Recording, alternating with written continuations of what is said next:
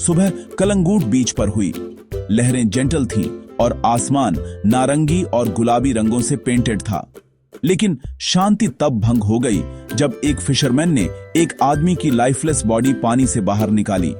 रोहान मेहरा, एक अमीर Mumbai businessman. Police आ गई, सीन को कॉर्डन ऑफ कर दिया, लेकिन इंस्पेक्टर नील वर्मा को कुछ अजीब लगा। रोहान जैसे आदमी के लिए ड्राउनिंग बहुत सिंपल लग रही थी। जैसे ही फॉरेंसिक्स टीम ने अपना काम शुरू किया, नील की इंस्टिंक्ट्स ने उसे बताया यह कोई एक्सीडेंट नहीं था। इंस्पेक्टर नील ने सीन का जायजा लिया, अपनी टीम की बात सुनी कि यह एक ड्रंकन टूरिस्ट का मिसएडवेंचर हो सकता है। रोहान का वॉलेट अनटच्ड था और स्ट्रगल के कोई निशान नहीं थे। सब कुछ एक ट्रेजिक एक्सीडेंट की ओर इशारा कर रहा था। लेकिन नील के एक्सपीरियंस ने उसे वार्न किया। द ऑब्वियस आंसर अक्सर सच्चाई को छुपाता है। उसने फॉरेंसिक्स टीम से डिटेल्स मांगी, माइनर अब्रेजन्स, कुछ फ्रॉथ, क्लासिक ड्राउनिंग, लेकिन पोस्टमार्टम से और पता चलेगा। नील ने समुद्र की ओर देखा।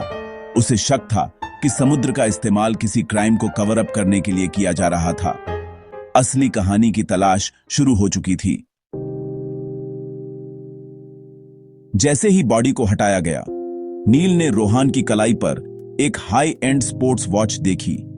उसका टाइमर 15 मिनट 30 सेकंड पर रुका हुआ था। एक ड्राउनिंग विक्टिम टाइमर क्यों स्टार्ट करेगा? यह फिट नहीं बैठ रहा था। नील ने रोहान के सिर के पीछे एक गहरा गैश देखा जो गीले बालों से छिपा हुआ था। एक ब्लो था, कोई स्क्रैप नहीं। उसने वुंड और वॉच का डिटेल्ड एनालिसिस करने का आदेश दिया। अगर ड्राउनिंग से पहले वुंड लगा था तो यह मर्डर था। रुकी हुई वॉच और सिर का वुंड साइलेंट विटनेसेस थे, क्लूज थे जिनसे नील जानता था कि सच्चाई सामने आ सकती है। पहेली अभी बननी शुरू हुई थी। नील का अगला पड़ाव वह रिजॉर्ट था जहां रोहान और उसकी पत्नी प्रिया को रुकना था। होटल मैनेजर ने बताया कि प्रिया कभी नहीं आई। रोहान ने दावा किया कि उसे देर हो गई थी, लेकिन उसने कभी चेक इन नहीं किया।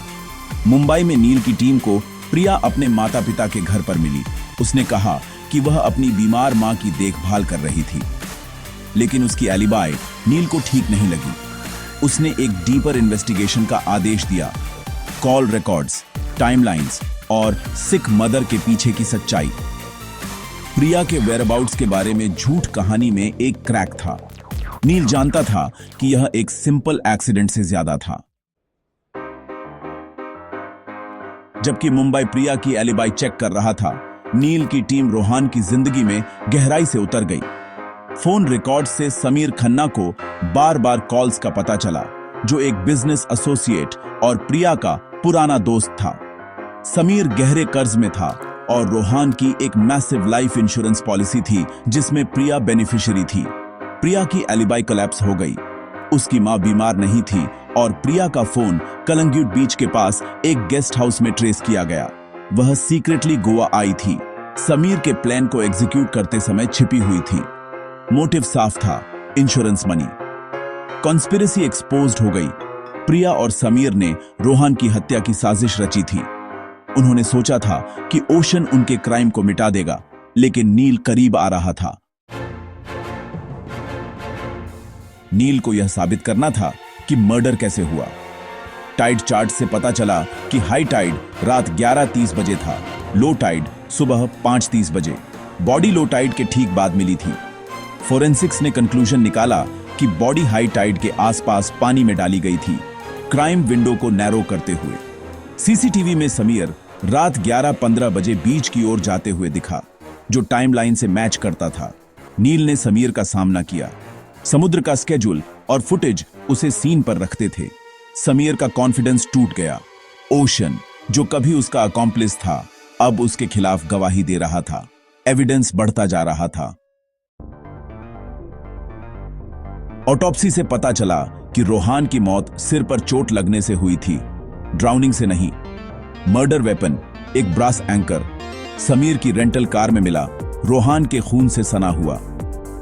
वॉच का जीपीएस लॉग रोहान को रात 11:10 बजे एक पार्किंग लॉट में दिखाता था, बीच पर नहीं। टाइमर ने अटैक से लेकर वॉच के पानी में गिरने तक का समय दिखाया। रोहान ने टाइमर स्टार्ट किया था, अपने अंतिम पलों का एक डिजिटल ट्रेल छोड़ते हुए। एविडेंस ने साबित किया कि समीर ने रोहान पर एम्बुश किया, फिर ड्राउनिंग का नाटक किया। क्लूज, वूंड, एंकर, जीपीएस ने असली कहानी बताई। रोहान की वॉच उसकी आवाज बन गई थी परलोक से। इररिफ्यूटेबल एविडेंस के साथ नील प्रिया और समीर को एक साथ ले आया। उसने उनके झूठों को खत्म कर दिया। प्रिया की फेक एलिबाई, समीर की बीच पर मौजूदगी, मर्डर वेपन और डैमिंग वॉच। सच्चाई का सामना करते हुए प्रिया आंसुओं में टूट गई। समीर ने कन्फेस किया। उन्होंने अपनी योजना का विवरण दिया। रोहान को ल्यूर करना, इंश्योरेंस के लिए उसे मारना और समुद्र को क्राइम को छिपाने देना। प्रिया ने फॉल्स एलिबाई बनाने की बात कबूल की, समीर के कॉल का इंतजार करते हुए। उनकी लालच और बिट्रेयल की कहानी सामने आ गई। द परफेक्ट क्राइम उजागर हो चुका था। जस्टिस करीब था।